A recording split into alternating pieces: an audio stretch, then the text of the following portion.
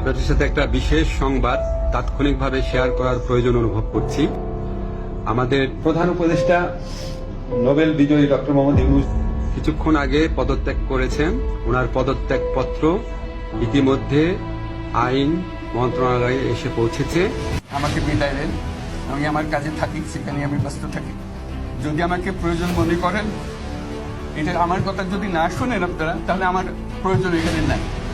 বাংলাদেশের রাজনীতিতে ফের এক নাটকীয় মোড়। সন্ধ্যা নামতেই পদত্যাগের ঘোষণা দিল অন্তর্বর্তী সরকারের প্রধান উপদেষ্টা এবং নোবেল বিজয়ী অর্থনীতিবিদ ডক্টর মোহাম্মদ ইউনূস। এক বিবৃতিতে তিনি জানান, বর্তমান রাজনৈতিক অস্থিরতা, জনগণের অনাস্থা এবং সম্মিলিত নির্বাচনী রোডম্যাপ নিশ্চিত করার লক্ষ্যে আমি আমার দায়িত্ব থেকে সরে দাঁড়ানোর সিদ্ধান্ত নিচ্ছি।